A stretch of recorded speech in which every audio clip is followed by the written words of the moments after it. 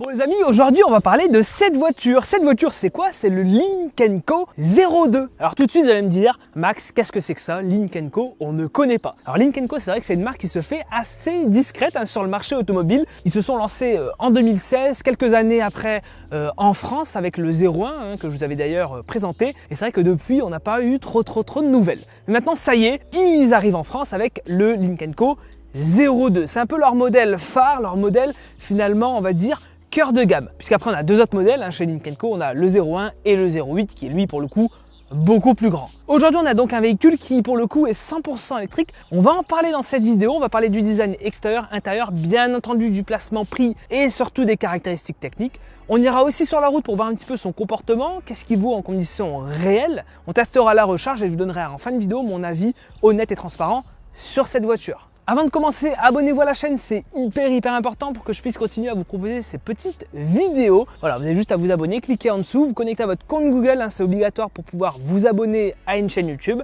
Et ensuite, vous pourrez activer les notifications, une vidéo le mercredi et le dimanche, donc ça fait plutôt plaisir. Et en plus, c'est gratuit. Avant de commencer, pour être transparent avec vous, c'est Lynk & Co qui m'a proposé justement de vous présenter cette voiture. J'ai dit oui, mais à une seule condition, c'est que je reste totalement transparent sur ce que je vais dire. Il n'y aura pas de langue de bois, je vous dirai honnêtement ce qui est bien, ce qui est moins bien sur la voiture. De toute façon, vous le savez, les voitures ne sont pas parfaites, il y a toujours des plus, il y a toujours des moins. Donc aujourd'hui, je vous donnerai tout de façon transparente, encore une fois, comme d'habitude. Lynk & Co, qu'est-ce que c'est? Alors Lynk & Co, c'est la propriété du groupe chinois Geely. Geely, vous les connaissez, parce que Geely, ils ont pas mal de marques, c'est un gros univers, c'est un très gros groupe en Chine. Le 02, c'est quoi? Le 02, c'est un positionnement vraiment plutôt malin. C'est un véhicule qui, pour le coup, est pas vraiment gigantesque et c'est ça qui est bien pour le marché justement européen. Vous savez, on a de plus en plus de gros SUV tout électriques qui arrivent et c'est bien là, pour le coup, d'avoir un véhicule de taille plus raisonnable. On le verra tout à l'heure justement en conditions réelles, dans les parkings, en stationnement, etc. C'est pour le coup un gros avantage. Pendant qu'on est sur le format, on va parler aussi du design. Alors, je ne suis pas un pro du design, mais j'aime bien en parler quand même très rapidement. Moi, ce que j'aime bien sur cette voiture, c'est qu'on a quand même une identité propre et ça, c'est quand même vraiment plutôt cool. Parce qu'il y a de plus en plus de marques maintenant qui se lancent avec des designs qui se perdent un peu, des véhicules qui sont un peu insipides. Ici, on a un véhicule qui a pour le coup sa propre identité. On a une identité logique avec tous les autres modèles de la gamme, avec ses feux notamment ici, en forme un petit peu de croc, de griffe, un peu vertical comme ça, c'est plutôt réussi et on remarque tout de suite que pour le coup c'est une Lynk & Co. On a le logo aussi à l'avant et les projecteurs qui sont juste en bas. On remarque aussi à l'arrière toujours une signature lumineuse assez reconnaissable et une coupe justement coupée sur cette voiture qui pour le coup lui donne un côté vraiment plutôt dynamique. Faut le savoir que cette plateforme là est partagée avec d'autres modèles du groupe, pour ne pas les citer, le X30 ou encore le Zeekr X. Si je dis pas de bêtises, c'est le Zeekr X. Donc voilà, c'est un véhicule qui pour le coup aura sa propre identité, on le verra aussi à l'intérieur, on a pas mal d'équipements spécifiques. Ce qui est bien, et d'ailleurs les marques européennes devraient vraiment s'en inspirer, c'est qu'on a une construction de gamme très simple. Il n'y a pas 10 000 packs d'options, 10 000 finitions, il n'y a que 2 finitions, avec une base technique qui est partagée, qui est la même moteur, même batterie. La première finition, c'est la finition corps, et la finition du dessus, c'est la finition mort. Tout ce qui changera, c'est le niveau d'équipement, à l'extérieur et à l'intérieur. À l'extérieur, par exemple, on aura la taille des jantes, 19 ou 20 pouces. Au niveau du toit, ce sera un toit panoramique ou non. Et pour le haillon, électrique ou non. C'est tout ce qui variera globalement à l'extérieur. À l'intérieur, on aura d'autres petits changements, mais on le verra tout à l'heure. Très simple, couleur extérieure. Ici, on a la nouvelle couleur Black Onyx. C'est du black, c'est du foncé. Ça peut être un peu salissant ici, on voit il est un peu poussiéreux, mais il y a d'autres couleurs disponibles. En tout cas, sur cette version 2027, je trouve que ça lui va plutôt bien. Ça lui donne un côté un peu, on va dire, voiture de méchant. Les tarifs, si on parle de tarifs frontaux, parce que maintenant on a tendance plutôt à prendre du leasing, mais en tarif frontal on est à 35 995 € pour la version Core et on monte à 39 995 € pour la version Mort. Donc on a un tarif plutôt bien positionné au vu de l'équipement et de la fiche de spec. D'ailleurs si on parle un peu de la fiche de spec, comme je vous l'ai dit, moteur batterie partagée sur les deux versions, c'est très simple, 272 chevaux en propulsion, avec une batterie de 66 kWh. Du coup, on aura 435 à 445 km d'autonomie WLTP. Ça, c'est dû à la taille des jantes qui nous fait perdre 10 km sur la finition haute. L'extérieur, comme vous le savez, c'est pour les autres, mais une voiture, ça se vit surtout à l'intérieur. Donc, on va aller jeter un petit coup d'œil à tout ça. Bon, alors je suis à l'intérieur. Alors déjà, ce que j'aime bien, c'est la poignée. C'est une ouverture donc électrique. On a à peine à toucher la poignée et elle s'ouvre. Donc ça, c'est quand même pas mal. On a aussi une ouverture à l'intérieur électrique avec un petit bouton sous la main. Et pour le coup, vous voyez, une ouverture facile, une descente facile. Le siège recule pour pouvoir sortir un peu plus facilement. On est chez Lynk & Co, donc on a, on va dire, l'univers Lynk & Co. Comme vous le voyez, je vous mets des plans d'illustration. On a quelque chose de très épuré. très simple. Ça va à l'essentiel, moi j'adore, il n'y a pas de fioritures. Dans l'ensemble, comme dans tous les véhicules maintenant qui sortent en 2026, les véhicules chinois, hein, on a une excellente finition, ça ne bouge pas. Des matériaux qui sont plutôt innovants, assez réussis. On a des plastiques moussés même sur le haut de la planche de bord, donc ça c'est quand même vraiment pas mal. Même les plastiques qu'on a sur la porte sont vraiment quali, on a des plastiques un peu texturés, ça c'est vraiment pas mal sous la main. Tout est bien assemblé, ça ne bouge pas. Ici on a une version en plus très sympa avec les petites touches de jaune, comme les ceintures qui sont jaunes, ça c'est vraiment pas mal, ça fait un peu sport.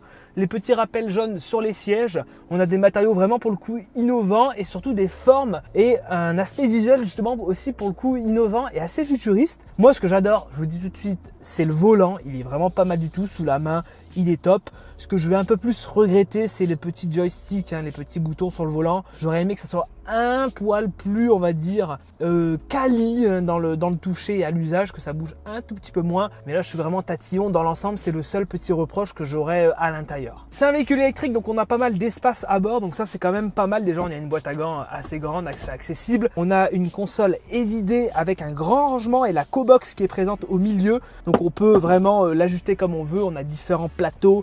On peut mettre une bouteille. C'est assez profond, c'est assez grand pour le coup, assez malin.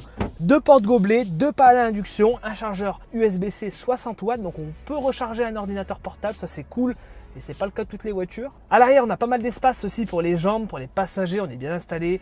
Je vous le disais, c'est le gros point fort de ces véhicules-là. On privilégie surtout l'espace pour les passagers. On a aussi pas mal d'espace dans le coffre quand même. Donc ça, c'est quand même cool aussi, avec même un double fond. On peut ranger tout ce qu'il faut pour une petite famille, il n'y a aucun souci. Et on a même sous le capot à l'avant un petit frunk qui permet de ranger aussi pas mal de petites bricoles. Donc ça, c'est quand même bien sur ce type de véhicule-là. Et encore, c'est pas présent partout. Forcément, on est en 2026, donc on a des écrans. Ici, on est vraiment bien. On a un grand écran, pour le coup ici, de 15,4 pouces et un second écran de 10,2 pouces. Ça, c'est quand même pas mal. Alors ici, comme on est dans la version More, on a par exemple un système son un peu plus poussé, un Harman Kardon pour le coup. Donc on a 14 haut-parleurs.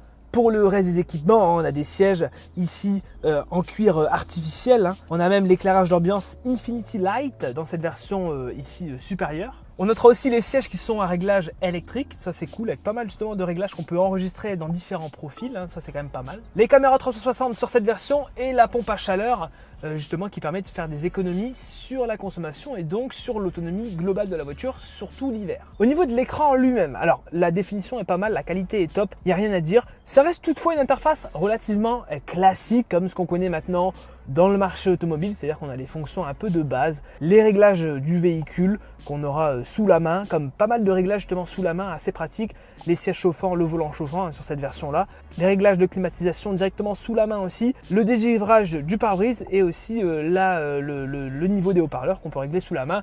Les raccourcis sont en bas. On a le menu principal avec tous les réglages, on a Apple CarPlay, Android Auto, l'accès aux caméras 360, les paramètres de la voiture. On a une sorte de planificateur d'itinéraire, par exemple si on met Lyon dans la destination, et bien en fait la voiture va indiquer les bornes de recharge présentes sur le trajet. Alors c'est un planificateur qui pour le coup est on va dire présenté de façon différente par rapport à ce qu'on connaît sur le marché. Avoir les bornes de recharge justement qu'on peut ajouter soi-même, c'est pas mal du tout, d'autant plus qu'il indique le pourcentage à l'arrivée, donc ça aussi c'est quand même pas mal. En tout cas toutes les bornes sont référencées dans la navigation. On aura même un petit selfie caméra à l'intérieur du véhicule, ça c'est quand même pas mal pour pouvoir surveiller aussi ce qui se passe. On a aussi des jeux et un store d'applications qui sont disponibles dans la voiture. Ce qui est assez rigolo, il y a une fonction que moi j'aime bien, je vais vous montrer un petit peu. Si on va ici dans les réglages, dans le son, on peut aller ici dans E-Onc, et en fait E-Onc c'est quoi ? C'est des sons qu'on peut envoyer à l'extérieur du véhicule grâce à un petit haut-parleur qui est à l'avant. Donc on a par exemple des mots préenregistrés comme merci, applaudissements.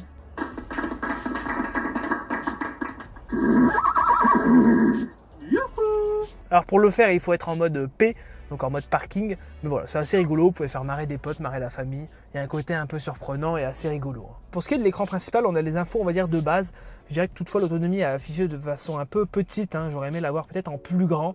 Et après, on peut changer les menus grâce au bouton sur le volant. Voilà, on a différents menus, des menus de consommation. On aura les réglages, ici la pression des pneus, etc. qu'on aura directement sous la main. C'est pas mal, c'est intuitif, ça marche bien. Et pour le coup, on a accès même en conduite à toutes les infos de façon vraiment assez rapide. Ce que j'ai trouvé assez rigolo, c'est ces boutons de lève-vitre. En fait, ils sont inversés.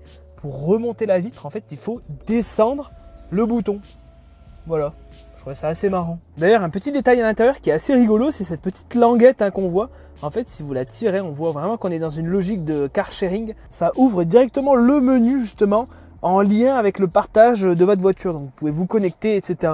Et après, vous avez accès à tous les réglages justement associés au partage de votre voiture. Bon, alors c'est parti, on va prendre la route. Alors déjà, première chose, c'est le démarrage.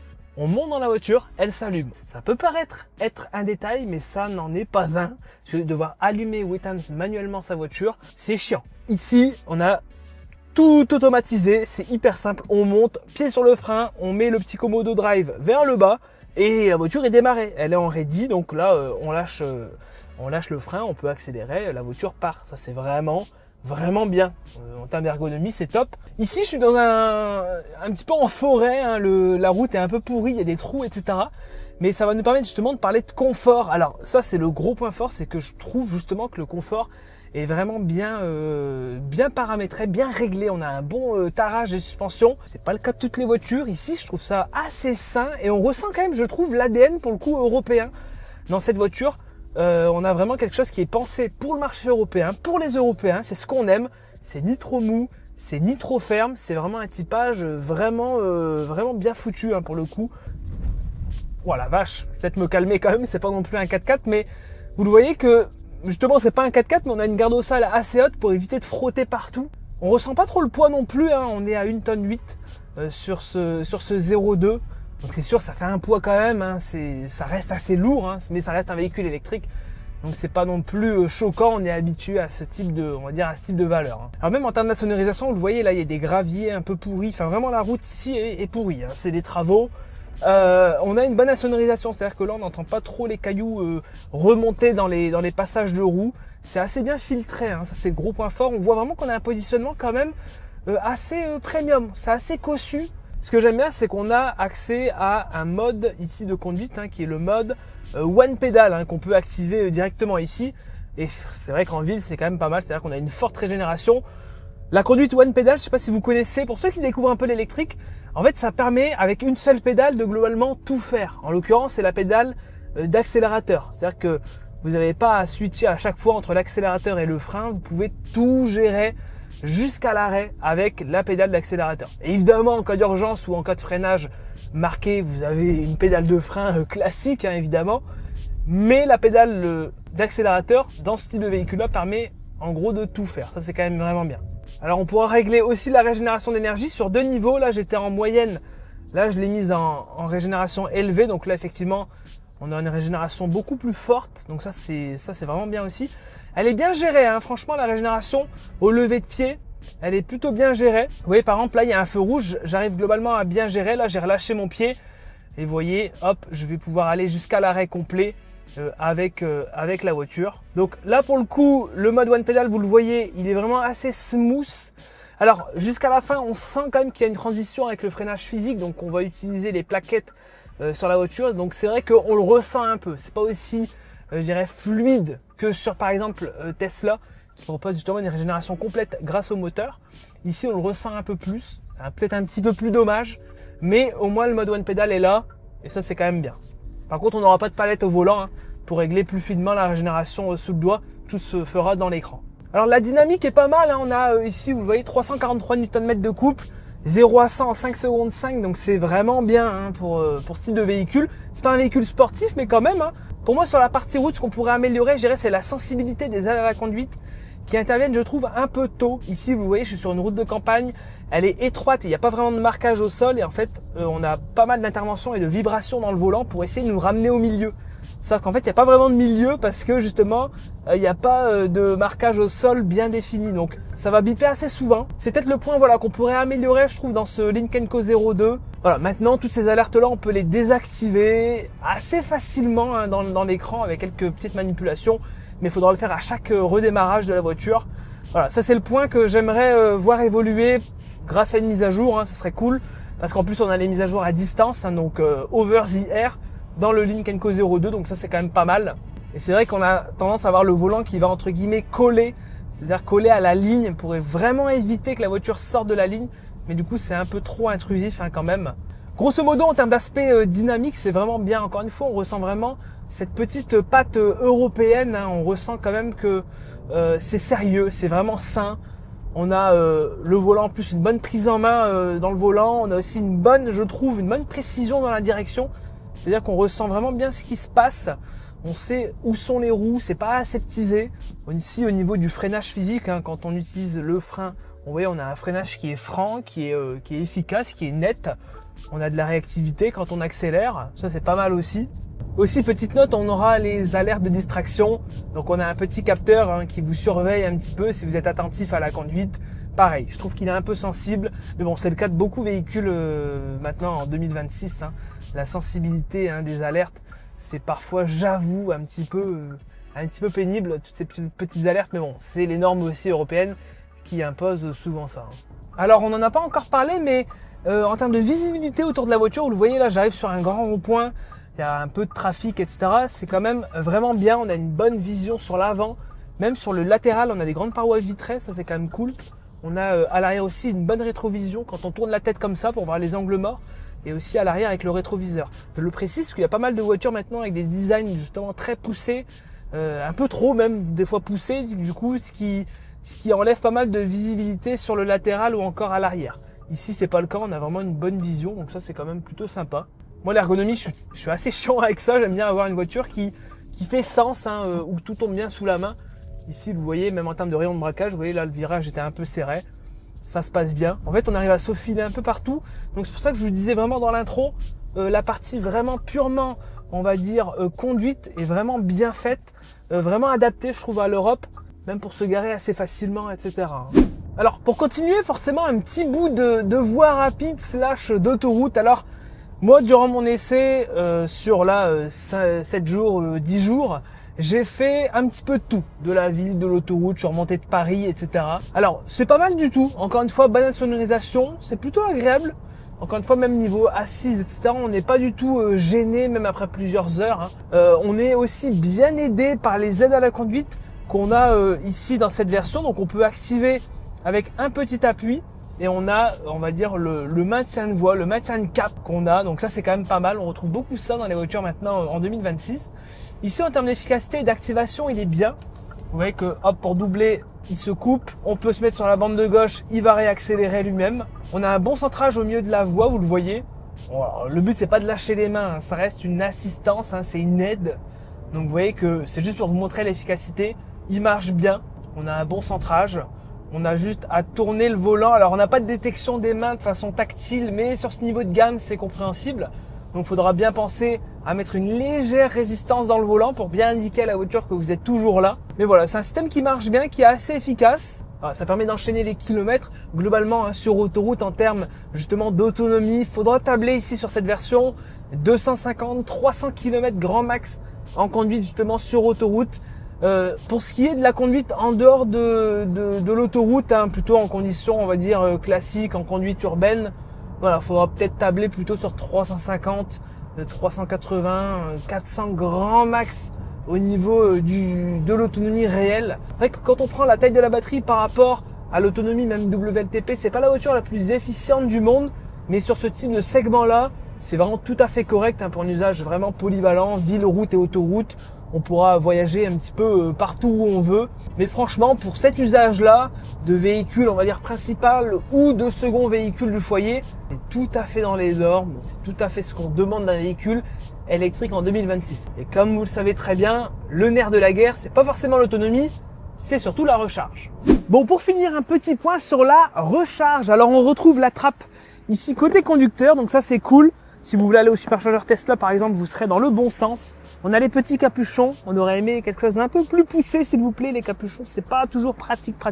Alors, au niveau de la recharge, ici, vous allez voir, c'est relativement classique. Le 10-80% se fera en 30 minutes. On prendra 150 kW de puissance max sur la voiture. On est sur une architecture assez classique, 400 volts. Hein.